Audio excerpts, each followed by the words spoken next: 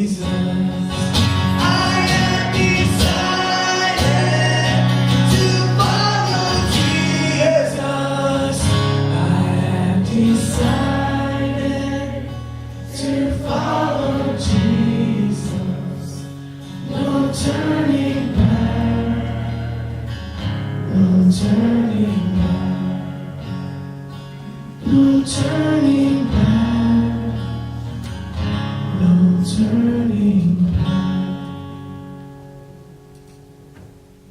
Thanks, you guys can have a seat.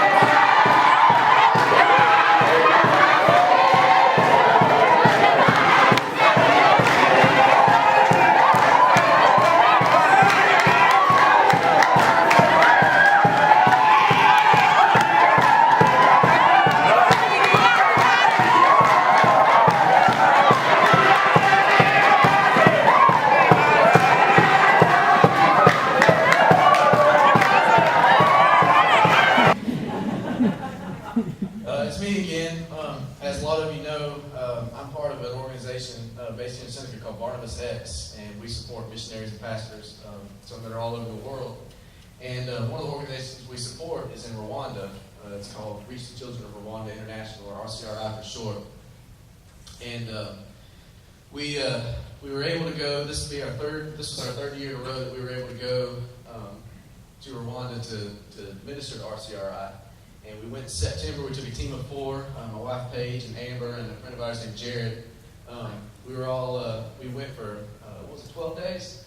And what we were asked to do is the RCRI supports about 460 children. These children live in all stages of poverty. And the school isn't free there, and the kids just don't have any chance of medical insurance or paying their school fees or anything. So most of them just kind of live on the street and beg for what they have.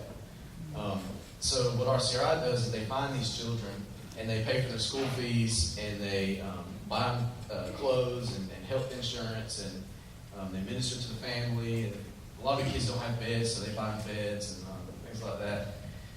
And most of the kids don't have sponsors. They only have about 128 kids that have sponsors out of the 460. And what sponsorship does is it just pays for those things. Otherwise, the missionary that we have there in Rwanda is just paying for things out of his pocket. So in order to try to get some more sponsors, they asked us to come and interview the children one at a time and get basic information, their favorite things, their favorite animal, favorite color, favorite food, prayer requests from the child and from the parents, and try to build these profiles so we have something to give sponsors to try to not only retain the sponsors that we have, but get new sponsors. While we were there, we were also given the opportunity to help work on the school that RCRI is building. They've already got a school building that has 2 classrooms. There will eventually be 3 buildings, and they're working on the second one. So we came to do construction on the roof of the second one, and we learned real fast that Mzungus, which is white guy in Kenya, Rwanda, Mzungus are not good at Rwanda construction. In fact, Jared over there on the left found a way to hit himself in the face with their hammer 3 times. And they ended up they would hammer a nail like halfway in for us like we were kids because they thought we just couldn't even hammer nails. But we worked hard and we had a good time. We were able to go to attend small group. I think Paige will tell you a little bit more about that. And we had a really spiritual trip. We were able to really get in deep. And there's a young widow that we worked on her house, and it was a really good time for us to just really get in and get to know the people like we've never been able to do before. So this morning we just want to tell you guys a little bit about our trip. I think Amber's going to speak first, so if she's ready, I'll hand it on over to her.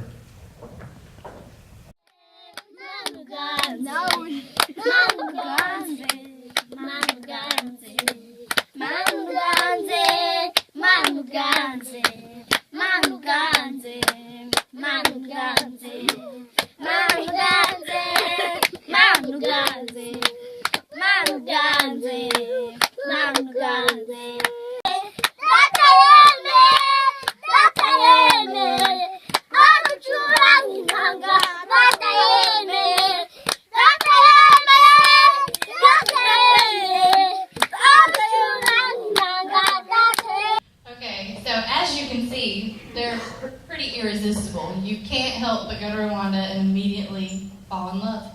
I think that should be Rwanda's definition is love. Okay, let me start off by saying this. I'm not a public speaker, so bear with me. Number 2, I'm going to try my best not to cry, but it's already proving to be a little bit difficult. Africa has always been my place. Ever since I was young, I felt a calling on my life to go to Africa, but never, ever did I imagine that God was going to send me there first. Rwanda was my first overseas mission trip.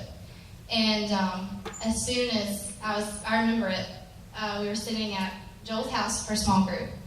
And I knew, I had this calling of mission work on my life, and Corey had just gotten back from his first trip to Rwanda. And, we somehow got on the subject of mission work, and I was like, I really feel led to go on a missions trip. And Corey was like, well, I have something for you. And I was like, yes, just so excited. And then, so I signed up, I was ready to go. And then we were planning a trip for, it was in June or July originally. And I was like, yes, I can just take the summer off from school, and then, it'll be fine. And then it got postponed to September. And I was like, okay, God, what are you doing? I was like, I know I'm supposed to go. What is this? This makes no sense. And I was like, I'm not going to be able to go. It's going to put me a year behind in school. And as soon as I said that, it was this heavy. It was God just pressing. You know what I have called you to do, Amber. It is not your plan for your life. It is my plan for your life. And I was like, okay. So one night I went to bed, and I was still battling with it because, in our society, if you don't have a college degree, you're pretty much, you can't get a job. That's what it calls for. So I was like, what do I do? And I lay down, and I had a dream. I was sitting in the middle of a dark room, and God was like, I have placed this calling on your life. My plans for you are better than anything that you could compare to plan. It's like my plans exceed any plan that you could possibly have for your own life. So why don't you listen to me? And I was like, okay, I'm done. I woke up, texted Corey, and I was like, sign me up, I'm going. And I went. And people, when I talk about it, they're like, it changed you. No. Change is a gradual process. It just kind of happens. This was a rebirth of myself. It was God completely coming inside, and every smile, every hug from these children, every testimony I heard from these parents, it was God completely breaking me down and recreating me for Him. All this weakness, all this vaingness, all this selfishness was just completely just destroyed. And in Rwanda, they faced an awful genocide, which, most of you know about. And just seeing, it was over 20 years ago, and they are still suffering from it so greatly. And you think, okay, over in Africa, we all know this, they sent help, but they still need the help. So going over there and just seeing that, it destroyed me. It hurt so bad seeing their suffering and their pain. But yet, every hug and smile and how much they loved, it was God rebuilding me.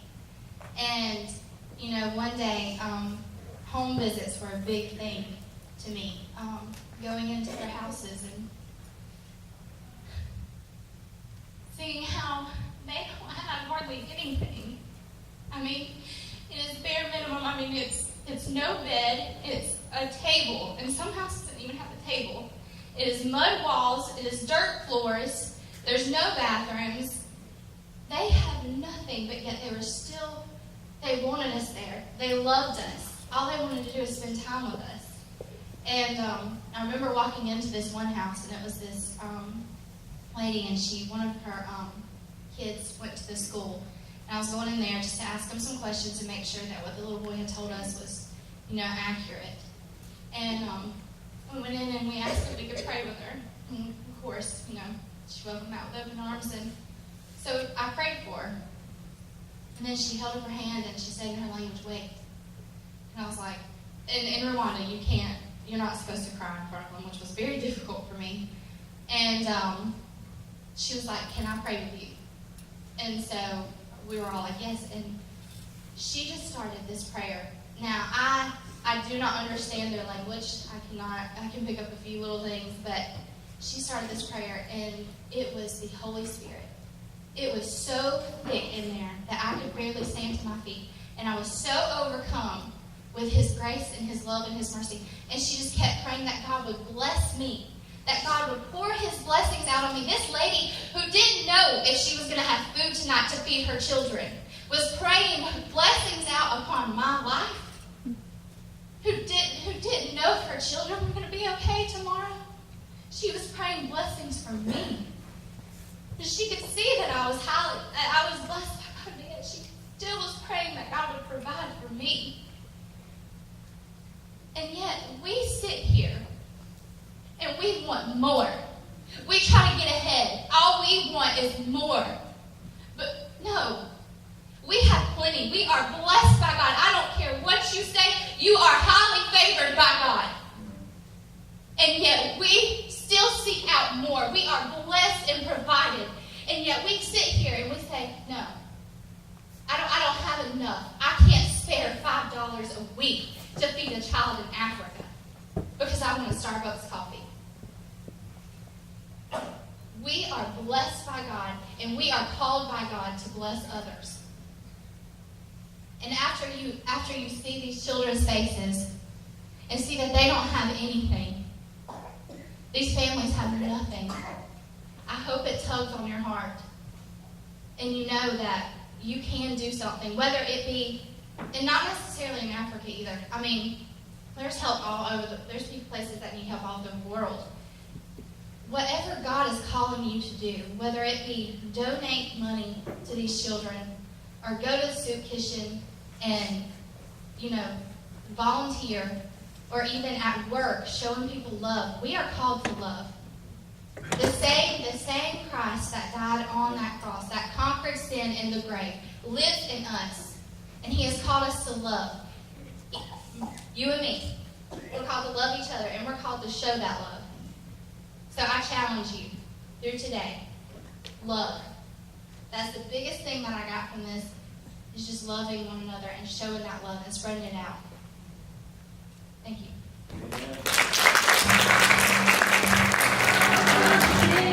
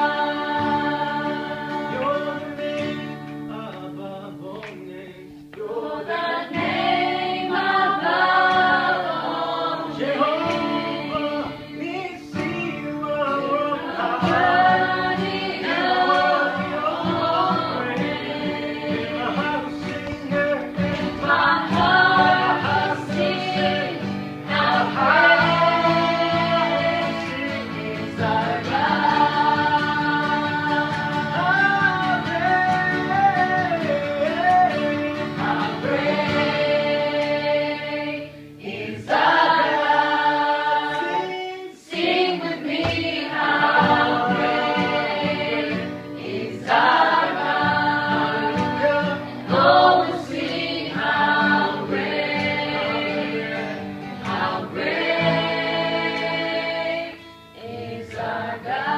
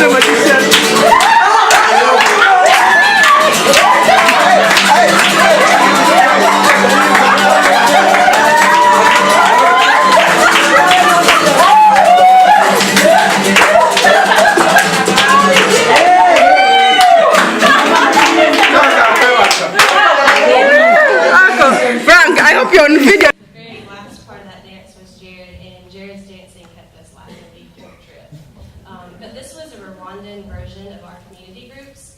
And obviously we had a good time, but this was followed by an intense time of worship and prayer that was so deep and just so incredibly thick that it serves as a reminder that the Holy Spirit will show up anywhere, because we were sitting in a living room of Ben and Josephine's house with poor lighting, a guitar and a mandolin, and it was thicker than any service I've ever been in. But that's not really what I'm sharing today.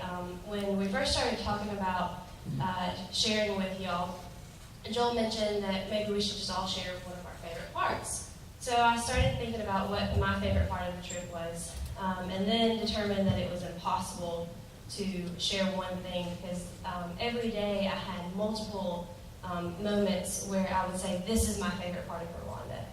And then something else would happen, and I would go, okay, no, this is definitely my favorite part of Rwanda. So to save, hours of pictures and videos, I thought that I would share what was most important to me and what stuck out most to me, and that's the children. I felt called to go to Rwanda when Corey was going last year. But it wasn't God's plan for me to go last year. It was God's plan for Corey to go last year, and then for us to take over Barnabas X and then go together this year. The timing just didn't work out. And I was heartbroken, because if you have asked me over the past year and a half why I wanted to go to Rwanda, my answer has been every time to love on some babies. That was my calling, was to go to Rwanda and love on some babies. And since last summer, I have been I've had a very clear vision from God, and that's what He wanted me to do. And when I say babies, I mean all children. I don't just mean actual babies. So fast forward to the first Friday we were in Rwanda. We were in Nebihu, working on the profiles at Nebihu Christian Academy. And it was after the first day where Jared hit himself in the face with the hammer 3 times. So the guys decided they were going to help us work on profiles that day rather than do construction. And we split up into 2 teams. And Corey and I were working with our translator and one of the teachers in front of the school when we heard one of the Dusty kids start crying. And the Dusty kids are the kids that, it's a nickname that we've given the kids. They're kids that are not in school. We're not really sure why, because Nebihu Christian Academy is a free school because it's ran by RCRI. But for whatever reason, they don't go to school. They spend their days hanging out in the hills in front of the school getting dusty. So we turned them to the Dusty kids. So we hear a cry from the Dusty kids, and we look up, and we see a little boy. He's holding his fist, and he's got his fist clamped like this. And I make eye contact with him. And as soon as I make eye contact with him, he marches his little self right up to the front of the school, up the stairs, and walks straight to me. Now, there's a language barrier because this child speaks no English. And there's 2 other people standing right beside me that speak his language. But something about the way that our eyes connected reassured him that I could help him. So he came up to me, and I reached for his hand and turned it over and start to, pull his fingers out when I see that he's bleeding. And it stops me in my tracks. One, because I don't do blood. The thought of blood or anything to do with blood turns my stomach. I can't handle it. I can't even handle my own blood. But two, the high risk of HIV and AIDS is, it's so prominent in all countries in Africa. So I had a wipe in my bag, so I pulled out the wipe and I gently wrapped it around his finger, careful not to touch any of the blood, and showed him to clench his fist back up, and he went off and went back to the Dusty Kids. But all morning, I kept thinking about this little boy and the cut on his finger and how the wipe just wasn't enough. His hands were so dirty. They were so calloused. They were filthy. And all I could think about was that cut is just going to get worse if it doesn't at least get clean. And so the kids dismissed for the day, and we had some free time, and I remembered that we had a first aid kit in the truck that Jared had thought of, and it had a pair of latex gloves in it. So we got the little boy, cleaned his finger, bandaged it up, to which he walked around for the rest of the day with his little finger stuck up like this, because I know he had never seen or had a Band-Aid on his finger or anywhere on his body before. Never in a million years did I think that the way that I would love on these babies is by me, who does not do blood, cleaning a bloody finger. But in that moment of cleaning this little boy's bloody finger, I was standing in the center of God's will for my life. I was doing exactly what He called me to do for the past year and a half. And I was able to show this little boy God's love through cleaning his finger, cleaning his bloody finger.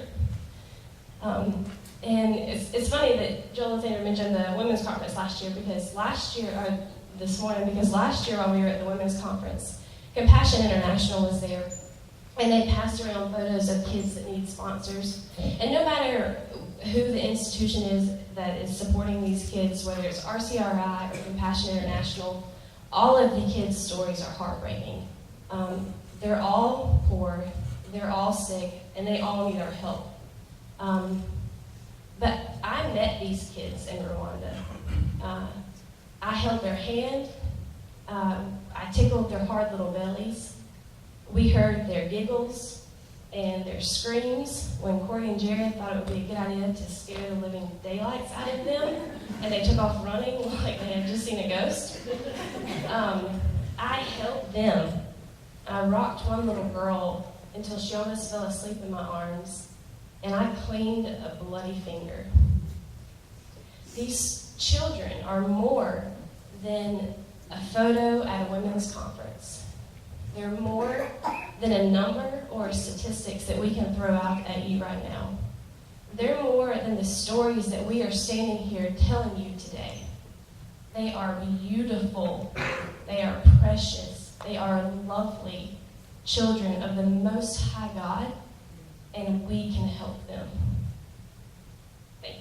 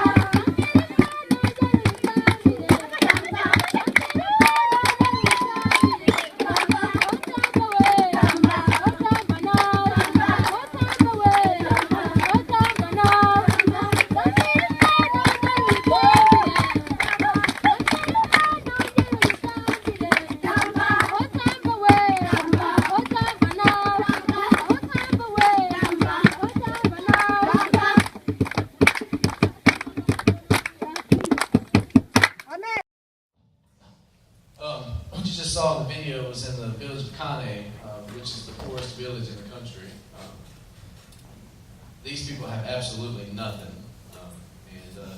We were able to take a suitcase of clothes that was donated by Fair Play Presbyterian Church.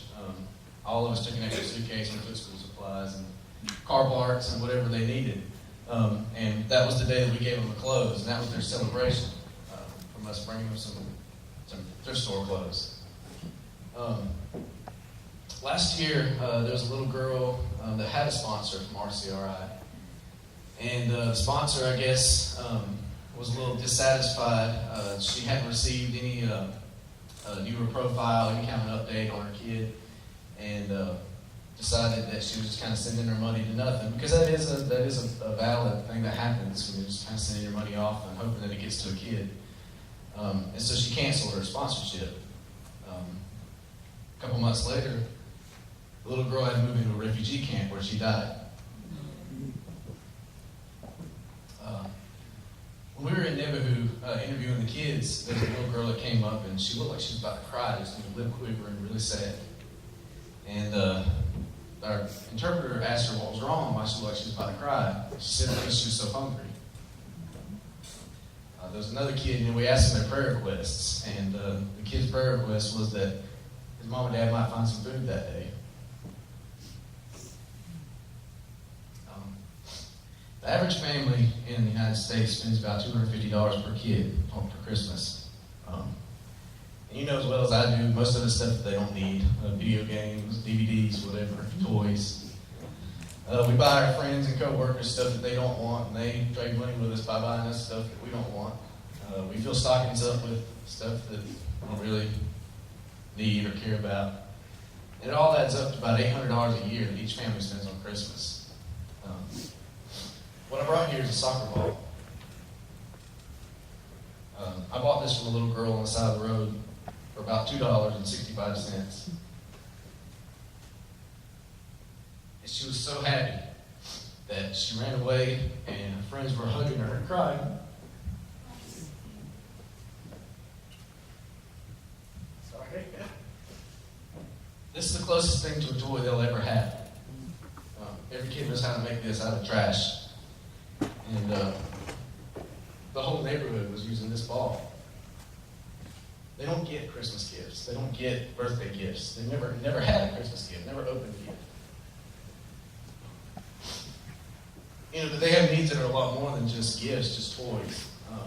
In Kane, where you see behind us, we visited houses that not only didn't have food, they didn't even have a pot to cook food in. There was so little call for them to even have a pot. They didn't even have a pot in the house to cook any food if they had food. And the problem is that it's a vicious cycle. These kids, they grow up in these villages, and the best hope for the girl is that she'll grow up and find a soldier to marry. If not, she'll stay right there and marry a boy from the village. The best hope for the boy from the village is that he can find some little odd jobs to do here and there the rest of his life, and they'll scrape and scratch the rest of their life. Do the best they can to feed themselves every day, and most of the time that won't happen.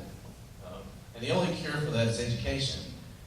These kids have never been to school, probably won't ever go to school, and they start first grade when they're 12, because that's when they're able to go beg a little money on the side of the road and go. But if they're educated, they can get out.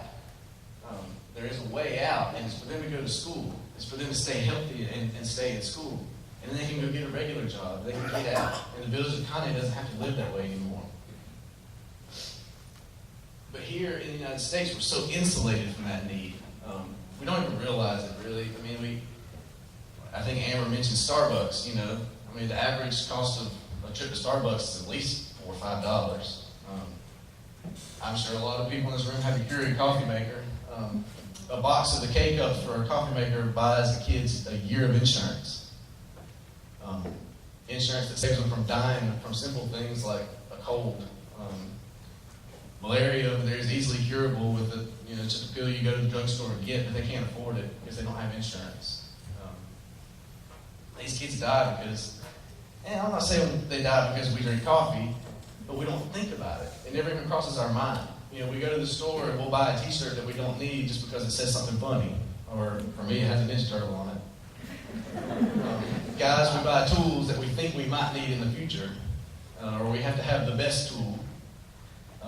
We buy toys for our kids just to make them be quiet. Ladies, we buy outfits for a wedding when we could easily, wear something that's in the closet or whatever. We all spend unnecessarily, and we don't even think about it. It's just normal. It's just, we have it, we go do it. And we tell ourselves, well, it's okay to spend for ourselves every once in a while. Well, yeah, it is, but not at the cost of somebody else that needs a shirt, that needs basic health insurance. I know a lot of you that are more experienced, you're looking at me right now and you're saying, well, he's fresh back. They just got back, they're all up here crying and been looking at pictures all week, and he's, he's just still getting acclimated to the United States. Well, maybe so. But the truth is, we've been back for almost 2 months now. I've been there before. I've seen it before. This isn't shock. It's just the truth. The truth is that I buy Ninja Turtles, and Paige buys stuff for dogs or whatever. And we don't even think about it. We don't think about what we can do to help. You guys will put the verse up on the screen for me. I was reading, trying to find some biblical backup for what I'm saying this morning, and this just screamed at me. 1 John 3:17 says, if anyone has material possessions and sees a brother or sister in need but has no pity on them, how can the love of God be in that person? Our very salvation is the love of God being in us. And what he's basically saying here is, you have all these things and you're not helping anybody. The love of God is not in you. It's just not there. You may think it is, but it's not. And I'm not saying that, everybody's not at the point in their walk to go to Africa. You may not be at the point in your journey where you leave Senegal. The point is you need to be doing something. There's something you can do at any point in your walk with Christ. There's something you can do as followers of God. You claim to follow Jesus. Well, he's telling you right here exactly what to do. It's spelled out in black and white. It doesn't have to be RCRI. You don't have to, sponsor one of our kids or donate something for us to send over there. I can vouch for RCRI. I can tell you that RCRI is a top-notch organization. There are no administrative fees taken out of your sponsorship money. Every dollar of whatever you send for your sponsorship money goes to the kid. The administrative fees for the organization are taken care of by the Lakelands Baptist Association in Abbeville. So there's no overhead involved in your sponsorship. Every dollar goes to the kid. And we've been there. We've seen it. We've literally handed the money to the kid or gone and literally bought a loaf of bread. So I can tell you that's where the money goes. The thing is if we cared as much about these kids as we care about football, these kids wouldn't die of starvation. They would have clothes to wear. They would have had a Band-Aid on their finger before. But we love football. I love football. We love all our comforts. And there's nothing wrong with loving your comforts. There is something wrong with loving your comforts in the face of knowing there's somebody that needs. So what I challenge you to do this morning is it's easy for us to look at pictures, these commercials on TV that are really sad. And most of the time we feel more sorry for the arms of an angel dog commercial than we do for the kid commercials. And you look at these pictures, I know they're blurry, but you look at the pictures and you see these little faces and you say, their little bellies, their belly's so swollen, These have nothing in their belly but air and worms. You look at their little dusty clothes and, little scabs on their head because they can't keep it clean. You say, that's terrible. And then you walk out of here, and you look over at your husband or wife and you say, you want Fats or Firehouse for lunch? Don't do it. Just carry it with you just a little bit further. Just a little bit further than this afternoon. Carry these faces with you and remember that they need it. They need that trip to Zaxby's. That trip to Zaxby's sponsors a kid for a whole month. That puts them in school, that buys them a mattress, that buys them health insurance. And that's all it takes. Just a couple dollars. If you put the next verse up there for me. The next verse right after that, 1 John 3:18, says, Dear children, let us not love with words or speech, but with actions and truth. Let's don't say we love these kids. let's don't say, oh, that's for Barnabas X. Oh, that's for, that's Paige and Corey's thing. They go places and love on babies. If you say you love everybody, if you say you're a Christian, you love in action and in truth.